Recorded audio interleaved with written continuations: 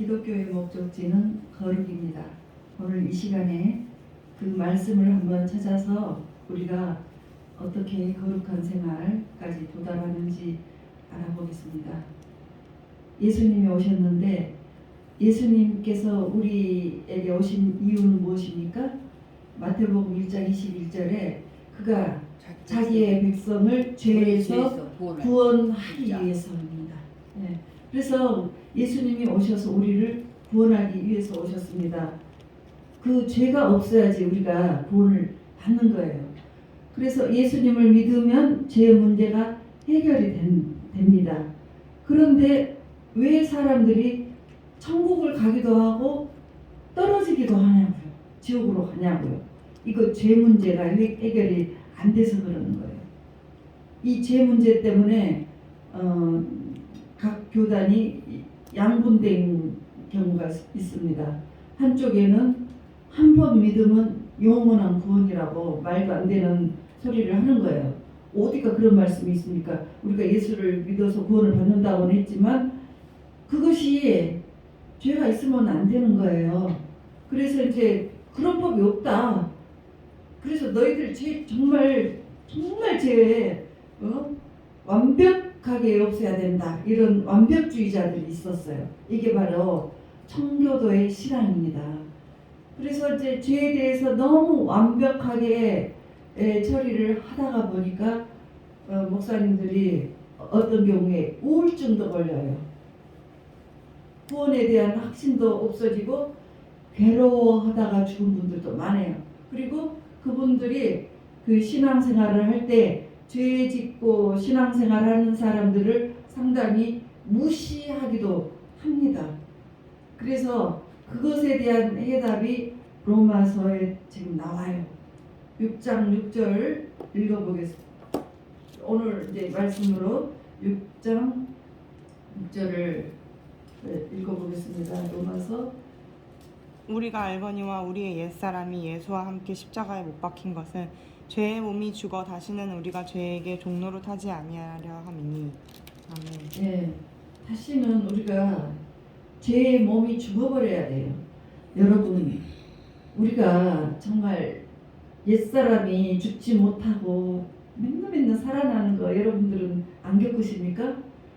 정말 괴로운 거예요. 그래서 이제 로마서 6장 12절을 보면 이렇게 말해요. 그러므로 너희는 죄가 너희 죽을 몸을 지배하지 못하게 하여 몸의 사욕에 순종하지 말고, 그러니까 옛사람이 우리가 죄의 몸을 죽었는데 그 몸에 남아있는 그 죄의 죄성인 것이 그대로 남아있어요. 건달은 건달기가 남아있고 사기꾼은 사기기가 남아있고 거짓말하는 사람은 거짓말하는 기가 남아있고, 그래서 이제 감옥에 가거나 또 우리가 예수님을 영접하거나 간에 이 예수님을 영접해요.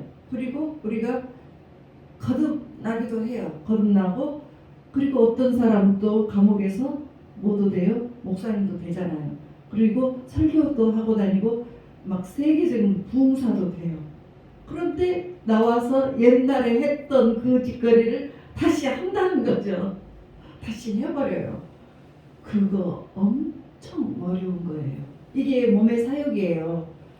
몸의 사역이에요. 그래서 그분만 그런 것이 아니고 우리 모두가 다 그래요. 여러분들은 거기 몸의 사역에서 정말 자유롭습니까? 내가 남을 꼴을 못 보는 내 눈이 있어. 근데 예수 믿고 거듭났어요. 그리고 이제 목회자까지 됐어요. 그런데도 그것이 항상 이 안에서 부글거리고 있습니다. 그리고 자꾸 그것이 움찔거리고 올라와요. 예. 그러기도 하고 또 이 엎어버리는 성격이 있어요. 그런 거 항상 잘 참습니까? 그러지 못해요. 그래서 이제 예수님은 십자가에서 단번에 그것을 해결하셨어요. 옛사람을 한 번에 해결하셨어요. 그분은. 근데 우리는 예수 믿고 새로운 피조물이 되었어요. 그리고 이제 이 몸의 사욕을 없애라고 했는데 없애지를 못해요. 왜냐하면 이것은 굉장히 강한 거예요. 이 여러분 각자의 조상으로부터 그것들이 내려와요. 음란이 있는 집안은 음란 계속 내려와요. 그리고 부부싸움 잘하는 집안은 계속 부부싸움 잘하고, 또 도둑질 거짓말 잘하는 사람, 거짓말 하나가 거짓말하면 거기서 끝나지 않고 10개, 20개가 지금 거짓말을 하고 있는 그런 것들 우리가 보고 있잖아요. 지금 어디에서, 대선에서 보고 있잖아요. 거짓말. 참으로 걱정스럽습니다. 그렇게 그 나쁜 재성들이 있는데 그것들은 우리가 예수님을 믿었어도 우리 몫이에요. 왜냐하면 갈라디아 5장 24절에서 그렇게 말씀하셨어요. 나를 따르려거든, 예수님을 우리가 따라가려거든 자기의 십자가를 지고 나의 정과 그 욕심을 못 박아라. 십자가에 못을 박아버려야 돼. 내 탐심을 막 못을 박아버려야 되는 거예요. 죽여버려야 되는 거예요. 그런데 그렇게 하고 계시냐고요. 그렇게 하고 잘 하고 계시냐고요. 제가 이렇게 말씀드리는 것은 저도 잘 못하고 있기 때문에 여러분에게 자신 있게 말하는 거예요. 잘 하고 계시냐고. 그러니까 예수님이 오신 목적이 죄의 문제를 해결하기 위해서 오셨는데, 그래서 우리들 인생에 죄가 없어져서 깨끗하게 되면 거룩이에요. 거룩하게 돼서 그렇게 되면 천국의 삶이 임하는 거예요. 여러분 그런 거 한 번이라도 겪어보세요. 너무너무 좋습니다. 강력 추천합니다. 정말 죽이고 싶을 만큼 미움이 꽉 차 있어도 그것이 용서가 되고 한번 해보세요. 여러분들 마음이 거룩하게 되면 하늘이 내려온다니까요. 하늘의 모든 것들이 다 임하고 내려와요. 그것이 임하기를 하나님께서는, 예수님께서는 그것을 임하게 해주시기를 원하세요.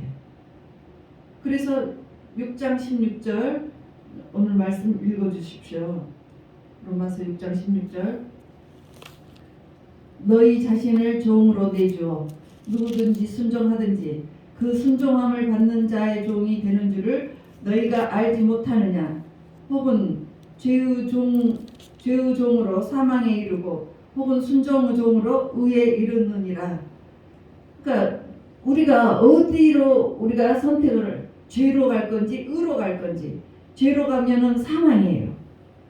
여러분 죄를 지으면 반드시 대가가 따르는 거예요. 내가 내 욕정을 못 이겨서 죄를 딱 지어버렸어요. 우리 다 연약한 사람이에요. 그러니까 다윗도 그랬잖아요. 다윗이 밧세바를 보고 간음을 했습니다.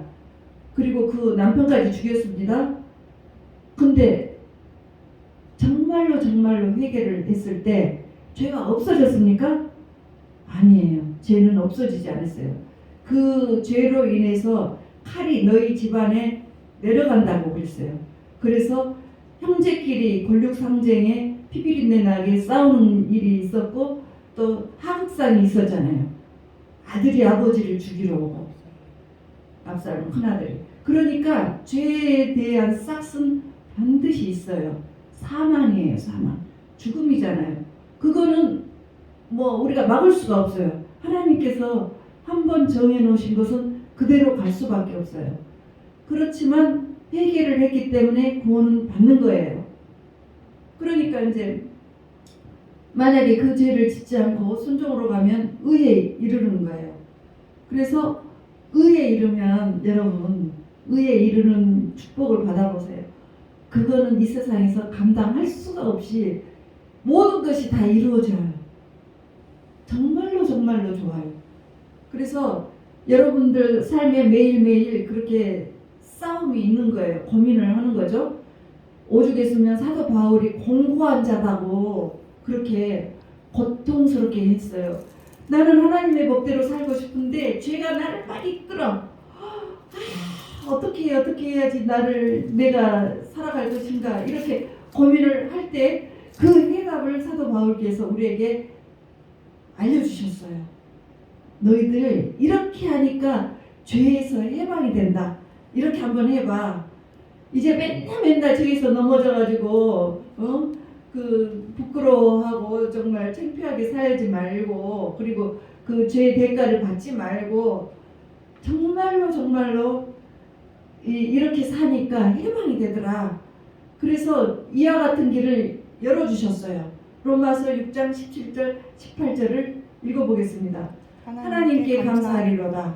너희가 본래 죄의 종이더니 너희에게 전하여 준 바 교훈의 본분을 마음으로 순종하여 죄로부터 해방이 되어 의에게 종이 되었느니라. 이제는 죄에 이끄는 종로로 서지 않고 의로움 하나님께 이끄는 종이 되는 거예요. 우리가 예수를 믿고 하나님의 자녀가 되었습니다. 신분이 상승이 됐죠. 그 새로운 신분이 되었는데 하나님의 종이 되면 이제 하나님께 순종하고 살 때 의의 종이 되는 거예요. 네? 순종의 종으로 의에 이른다겠어요. 하나님께 순종하면 그 길이 의로운 길로 가는 거예요.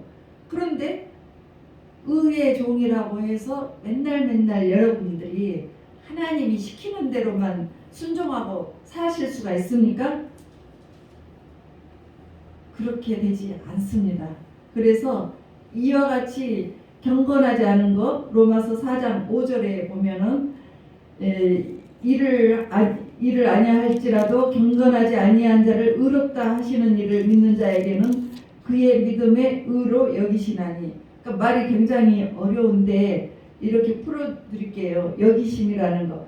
니들이 정말 경건하지 않고 맨날 마음속에 죄가 많이 있는 거 알아. 죄에 맨날 넘어지는 거 알아.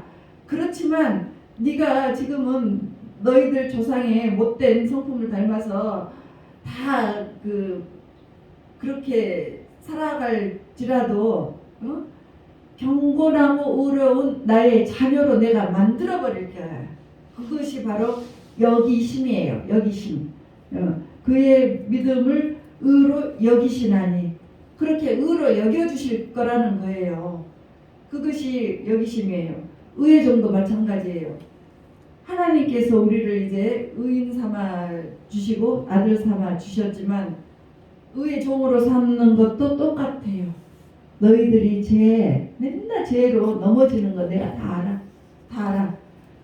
뭐 그렇게 아는데 육신이 연약하니까 그러는 줄 알아. 그러니까 6장 19절, 로마서 6장 19절 읽어봅니다. 니들 왜 그러는지 알아. 너희 육신이 연약함으로 그렇단다. 내가 사람의 예대로 말하느니 전에 너희가 너희 지체를 부정과 불법에 내주어 불법에 이른 것 같이 이제는 너희 지체를 의에게 종으로 내주어 거룩함에 이르라. 그러니까 우리 역시 육신이 연약함으로 맨날 예수 믿고 새로 거듭났어도 다시 그 죄를 짓잖아요. 감옥에 나오면 다시 그 죄 짓고. 그분들만 그래요? 우리도 죄사함 받고 이렇게 왔지만 여러분 죄 안 짓습니까? 순간순간 자꾸 죄가 올라와서 짓게 되는 거잖아요. 그러니까 이제 주님께서 그래요. 그 불법 너희 지체를 부정과 불법에 내주어 불법에 이른 것 같이 이 불법은 무정부 상태라는 거예요. 무정부 상태는 아무도 누가 제재하지도 못하고 마음대로 돌아다니잖아요.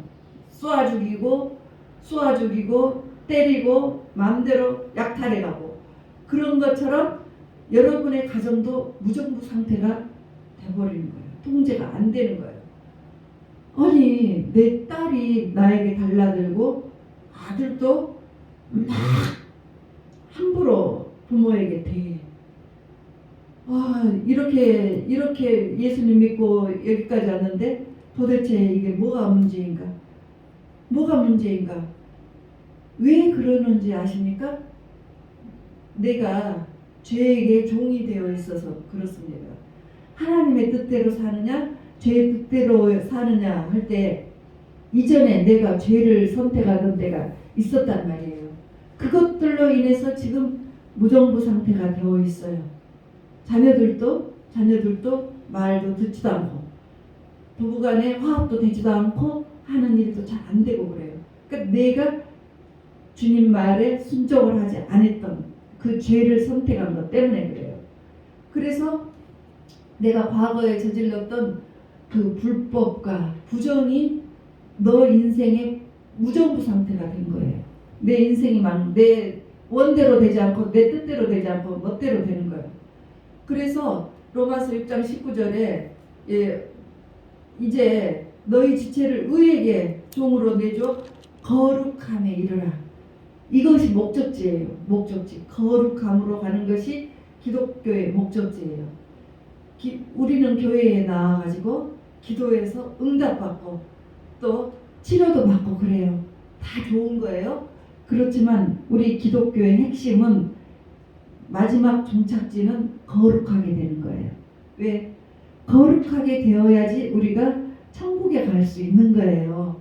하나님께서는 거룩한 자녀들만 모아가지고 거룩하신 그분과 함께 영원한 생명을 누리게 되는 겁니다. 그렇게 하기 위해서 우리에게 이제 거룩하게 요청을 하시는 거예요. 출애굽기 19장 6절에 봅니다. 19장 6절 너희가 내게 대하여 제사장 나라가 되며 거룩한 백성이 되리라. 제사장 나라는 이제 예배하는 백성이 되라는 거죠. 그래서 이 하나님의 뜻은 거룩한 백성이 되는 것이 하나님의 뜻이에요. 하나님은 여러분들이 노예였든지 또는 귀족이었든지 또는 잘났든지 못났든지 간에 하나도 보시지 않습니다. 하나님의 형상을 닮은 사람으로 또 내 백성들로 작정하러 부르셨어요. 거룩하게. 그래서 거룩은 어떻게 하는 것이 거룩입니까? 레위기 19장 2절에서 4절이 나옵니다.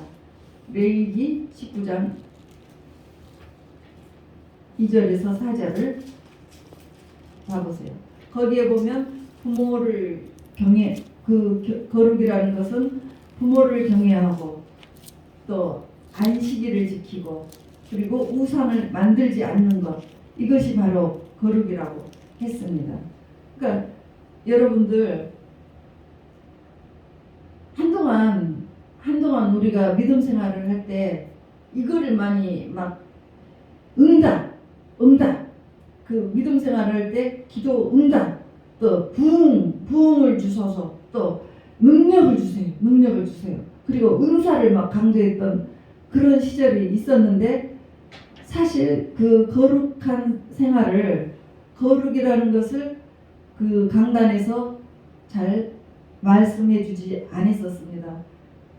그래서 이제 그 집안에서 부모를 공경하고 그런 것을 우습게 여기고 안식일을 빼놓는 것도 그냥 우습게 여겼습니다. 그것이 거룩함의 실종이에요. 하나님 말씀대로 살지 않는 것, 그것도 우습게 여겼어요. 그래서 이제 거룩함의 거룩함이 없어졌어요. 예. 그래서 예수님 믿기 전에 이제 로마서 6장 20절 보면 너희가 죄의 종이 되었을 때 의에 대하여 자유로웠느냐. 그러니까 예수님 믿기 전에 죄를 지어도 우리는 자유해. 아무 죄책감이 없어. 회개할 것도 없어. 남들 다 죄 짓는데 나도 뭐 덩달아서 지으면 뭐가 어때? 모르면 그냥 넘어가는 거지. 이렇게 살아왔어요. 그렇지만 이제 21절, 22절, 23절까지 쭉 읽어보겠습니다. 너희가 그때 무슨 열매를 얻었느냐? 그렇게 죄를 지었을 때 이제는 너희가 그 일을 부끄러워하나니 이는 그 마지막이 사망임이라. 그러나 이제는 너희가 죄로부터 해방되고 하나님께 종이 되어 거룩함에 이르는 열매를 맺었으니 그 마지막은 영생이라. 죄의 싹은 사망이요 하나님의 은사는 그리스도 예수 우리 주 안에 있는 영생이니라. 그러니까 죄의 싹은 사망이에요. 여러분이 사망을 선택할 건지 의를 선택할 건지 선택은 여러분이 하시는 거예요. 자, 죄를 지어서 자손 대대로 정말 막 자손이 죽어나가고 자기도 죽을 뻔한 그 다윗처럼 우리는 그런 일 없습니까? 그런 죄의 싹이 있는데 반드시 사단은 그것을 보고 기뻐합니다. 우리가 죄를 지으면 박수를 막 쳐요. 부부 싸움하고 막 날아다니고 우주 전쟁이 일어나고 애들이 울고 있으면 사단은 거기서 박수를 칩니다. 내가 승리했다 이러면서 박수 칩니다. 근데 그것에 싹이 반드시 오는 거예요. 그 상대방, 그 이기지 못한 상대방, 억울한 소리 듣는 상대방은 심장병이 오고 암에 걸리고 또 우울증이 오고 피폐해져 가요. 그리고 자녀들은 어렸을 때는 부글부글하고 그러다가 내가 절대로 예수님 안 믿을 거야. 예수 믿는 저 부모들이 저렇게 싸우는 거 보니까 예수 안 믿어. 이렇게 하고 또 그 다음에 계속해서 이 막 우주 전쟁이 일어나는 것을 보면 자녀들이 결심을 합니다. 결혼하지 않을 거야. 이렇게. 그래서 그 싹이 우리 후손들에게 또 내려가고 있어요. 그래서 사단이 주는 싹은 아주 우리를 불행하게 만들어요. 사망, 슬픔, 질병, 막 아픔, 후회, 막 이렇게 좋지 않은 것만 있어요. 그러니까 이것을 택할 것인지 반대로 의를 택할 것인지 이것을 택해보라 이러는 거죠. 23절을 보면 하나님의 은사 여기 은사가 기프트예요. 그러니까 하나님이 주시는 선물은 그리스도 우리 주 예수 안에 있는 영생이에요. 영생은 뭐냐면 천국의 기쁨을 영생이라고 해요. 여러분 천국과 지옥 보고 오시는 분들 가끔 이야기 들어보시죠? 거기에서 천국 보고 오시는 분들은 뭐라고 해요? 너무 기쁘고 사랑이 충만하고 너무 넘쳐서 나는 거기에서 이 세상에 내려오고 싶은 마음이 있다고 해요? 없다고 해요? 없다고 하죠. 그래서 이게 바로 이제 에덴 동산에 있는 생명나무가 주는 그 기쁨이에요. 그래서 유대인들은 그 영생이 바로 천국의 기쁨도 되고 생명나무도 되고 그래요.